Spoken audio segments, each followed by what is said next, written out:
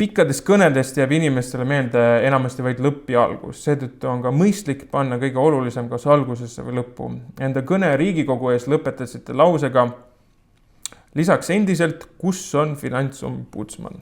Miks me ei soovi inimesi aidata? Kusjuures finantsombudsmani teemat mainisite kõne vältel tervelt 2 korral.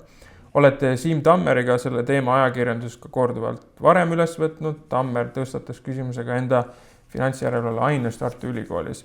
Kui Finantsinspektsiooni koostöös valminud finantsvaidluste voliniku eelnõu väljatöötamiskavatsus huvirühmadele välja saadeti, seisis tagasisides joonealune märkus: Riigikohus praegu nimetatud väljatöötamiskavatsuse kohta arvamust ei avalda. Mõni aeg pärast seda, kui eelnõu oli väljatöötamiskavatsuses põhja lastud, Riigikogu ette sai minu teada jõudnudki, võttis Riigikohtu esimees teema üles enda tsiviilkohtumenetluse õppeaines, kui rääkisime põhiseaduse paragrahv 146 esimesest lausest: õigust mõistab ainult kohus. Seejuures tundis Riigikohtu esimees, võiks isegi öelda, et siirast head meelt, et nõndanimetatud finantsombudsmani eelnõu suudeti põhja lasta. Tsiviilkohtumenetluse seaduse kommentaaris kirjutavad Villu Kõve ja Inga Järvekülg järgmist.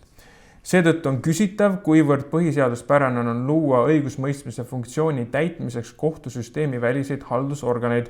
Eelkõige on probleem nõndanimetatud vaidluskomisjonidega, et siis töövaidlus, üürikomisjon, mis justkui mõistaksid õigust, kuigi neil puuduvad kohtuga võrreldavalt kompetentsi ja sõltumatud tagatised. Et selle finantsombudsmanist kõnealuste kommentaari kirjutamise hetkel veel juttu ei olnud, aga mõte on ülekantav, et õiguse mõistmise delegeerimine täitevvõimule on halb mõte. Eelkõige paneb see muretsema neid õigusteadlasi, kes muretsevad nähtuse pärast, meil kutsutakse haldusriigiks. Ameerika Ühendriigid, mis kahtlemata mõjutavad ja suunavad paljuski finantsjärelevalve valdkonda, võiks olla üks hea näide teatud valdkondades. Immigratsioon on üks haldusriigist. Juurdepääs föderaalkohtutele on paljudel juhtudel oluliselt piiratud. Villu Kõve väidab, et ta on selles ranges põhiseaduse paragrahv 146 tõlgendamise küsimus jäänud võrdlemisi üksi. Näiteks ma siin päeva jooksul rääkisin Priit Pikamäe, kes oli selles küsimuses oluliselt liberaalsem. Et finantsombudsmani eelnõu põhjalaskmine näitab aga, et tal on toetajaid. Finants- ja konkurentsi järelevalvest lähtuv surve põhiseadusele paneb muretsema paljusid. Seda enam, et Euroopa Liiduga liitumisest ehk demokraatliku legitimatsiooni ajahetkest on järelevalves toimunud suuri muutusi, mida ei suutnud ette näha eksperdid, rääkimata siis rahvast. Veidi utreerides, aga mitte palju, võiks öelda, et Euroopa finants- ja konkurentsi järelevalvesüsteem on kujunenud põhiseaduse suhtes otse kui võõrkehaks või paralleelsüsteemiks, mis eksisteerib pigem poliitilise konsensuse najal kui tugeval õiguslikul vundamendil. Aluslepingute üldsõnalisus võimaldab poliitikutel tõlgendada neid õigusakte kui tahes laialt ja järjest liigutada Euroopa Liidu föderatsiooni suunas. Nii on väitnud hiljuti lahkunud Riigikohtu esimees Uno Lõhmus. Siim Tammer nimetas oma õppeaines finantsjärelevalvet föderaliseerivaks jõuks ning lisas, et Euroopa Liidu õiguse ja Eesti põhiseaduse konfliktidega tegelemine on osa tema igapäevatööst Finantsinspektsioonis.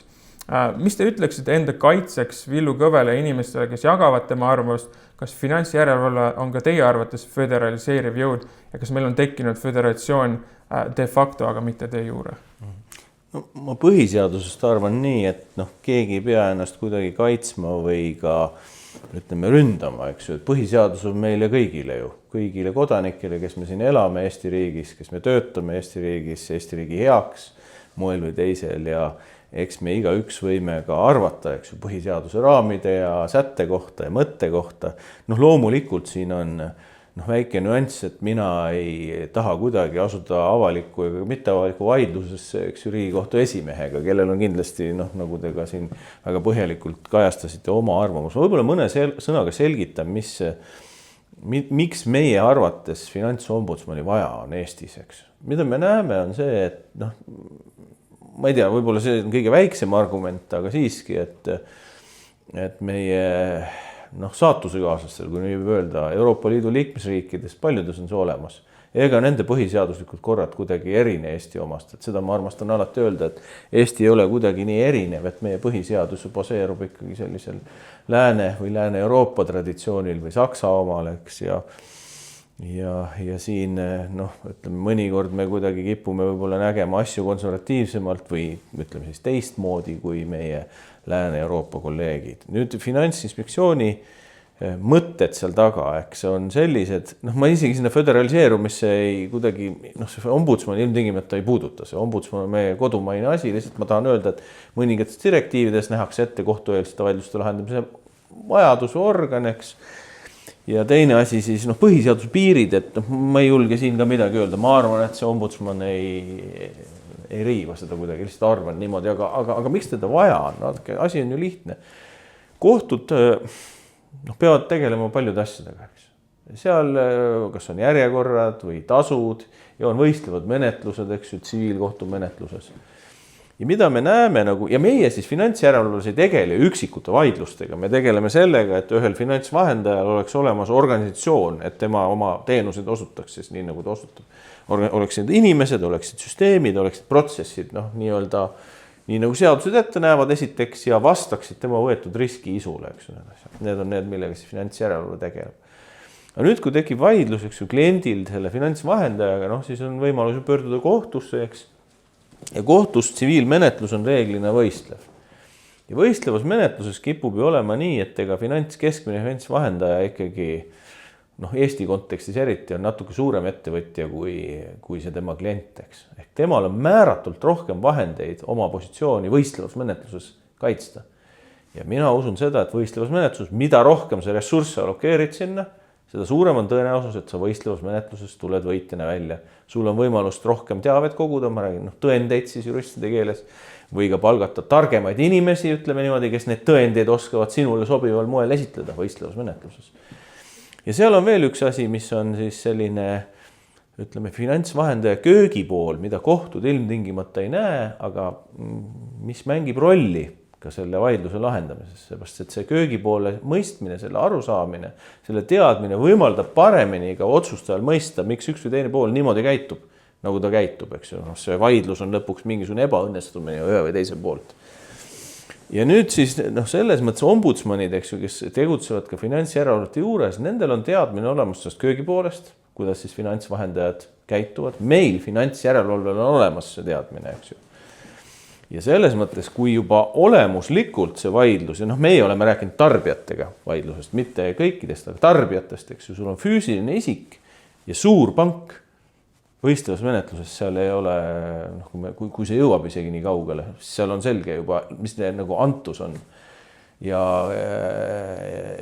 nüüd kohtunik, kes siis antud juhul on sides ilmadele, on ja hakkab seda asja kaaluma, ressursid, mis on sinna allokeeritud, on ebaühetaolised, eks ju, siis tulemus on tõenäoliselt tuletatav, eks ju, ja seda teades inimesed ei lähe, noh, see on üks pool, inimesed ei lähegi üldse vaidlema suurte nende finantsvahendajatega, sest nad teavad juba tulemust ette või nad arvavad teadvat tulemust ette, eks. Ja teine asi siis on see, et isegi see kõrvale jättes siis ka inimestel on natuke selline hirm, et kuidas ma lähen ikkagi suure finantsvahendajaga vastakuti, et mis minust edasi saab, kas ma ikkagi võetakse kodu mult käest ära ja nii edasi. Et see on üks kompleks nagu asju, kuidas inimestelt muuhulgas anda, võimestada neid ja võtta hirmu maha. Ja nagu täna siin te kuulsite paneelis, et Sakala 4 ikkagi, et noh, sinna tulevad finantsvahendajad raskuse südamega, et need ei ole lihtsalt vestlused meiega, et selles mõttes meid finantsvahendajad respekteerivad, eks, ja me oleme see üks vastukaal, mis siis tasakaalustaks seda nii-öelda võistlevat menetlust, kui nii võib öelda, ja ombudsman meie juures siis, kes oleks meie info väljas, tema oskaks juba tasakaalustada seda võistlevat menetlust ka. Loomulikult ka tema teeb otsused seaduse alusel, lähtudes seadused, lepingu tingimustest ja nii edasi. Ja kogu siis sellisest ausast protsessist, eks, ega seda me kuidagi ei tahagi muuta. Nüüd mõni sõna ka sellest kohtuvõimust ja nii edasi. Meie tuleme siis sellisest, ütleme siis keskpankade maailmast. Ja seal nüüd, ma nüüd peast põhiseadust nii hästi ei tea, aga vist on Eesti Pank ära mainitud ja on ära mainitud ka see põhiseadusliku seaduse läbi Eesti Panga seaduses, et tema on siis sõltumatu ja Finantsinspektsioon on ka sõltumatu, eks. Mis tähendab seda, et riigieelarvest me saame 0 eurot. Vastupidiselt kohtutele muideks, kes saavadki riigieelarvest raha. Et meid poliitiliselt ei saa mõjutada läbi raha.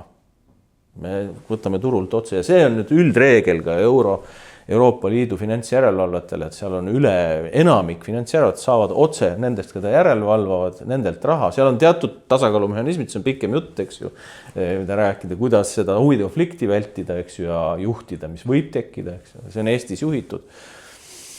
nii et selles mõttes me ise loeme enda sõltumatust, noh, vähemalt võrdväärseks kohtunike sõltumatusega, eks ju, mis puudutab nüüd seda finantseerimise poolt. Meil küll ei ole eluaegsid, eks ju, ametid nagu kohtunikel on. Noh, mina olen 4 aastaks nimetatud, ombudsman, ma ei mäleta seda eelnõud peast. Oli vist ka mingiks mitte eluaegseks ajaks nimetatud. Nii et need pooled on tõesti vähem garantiisid, aga muidu meie ise ei kipu ennast täitevvõimu osaks lugema.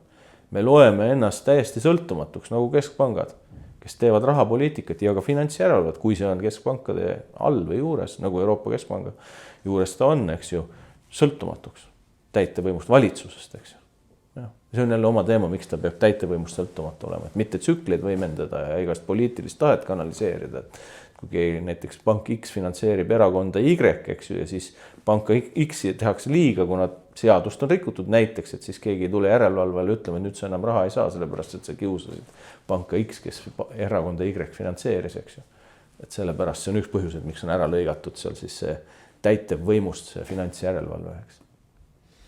Ma ei räägi ainult Eestis, see on Eestis ka nii, aga ma räägin laiemalt sellest mudelist. Ja muideks, miks üldse see euroala pangajärelevalve tekkis, SSM, Single Supervisory Mechanism oli põhjus selles, mõningates Euroopa Liidu liikmesriikides oli järelevalve valitsus seotud oma vahel, eks ju. Valitsus ütles, ma tahan nüüd võlakirju emiteerida, et sa järelevalve tee nii, et pangad ostavad neid võlakirju ja siis helistas, eks ju, järelevalve kuhu vaja, et ostke nüüd võlakirju ja seda nimetati vicious circle, selline kuri nagu ring tekkis, eks ju, ja siis lõpuks valitsus laenas ennast lõhki, pankadel olid nii-öelda rämpsvõlakirjad ja siis oli kõigil kogu ühiskonnal probleem lõppkokkuvõttes ja nende pankade päästmine läks sellele ühiskonnale üsna kalliks maksma. Et sellepärast see on üks põhjus ka, miks on vaja sõltumatut tugevat järelevalvet, eks ju.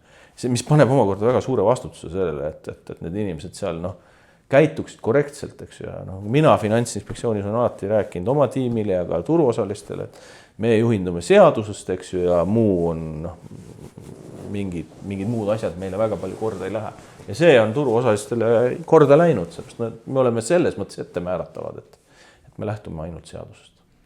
Et kui ma võiks niimoodi kokku võtta, kas ma võiksin öelda, et see moraalne argument oleks finantsombudsmani puhul nagu nõrgema poole kaitse on ju, ja põhiseaduslikus vaidlusest ammutaksite laskemoona sellest menetlusökonoomia põhimõttest, et lihtsalt ressursid on piiratud ja kohtud ei saa kõigega tegeleda ja teie pakute leevendust seal.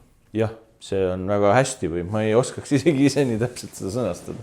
Ja üldiselt esimese astme kohtutega me oleme rääkinud ja nemad ikkagi toetavad, et Harju maakohus seda, nemad on seal kättpidi ju masinas sees ja nad näevad neid asju ja tegelikult tänagi oli ju väga hea paneel siin ka meil õigusteadlaste päevadel sellest samast tarbijakrediidist ja seal mõned kohtunikud küsisid neid asju.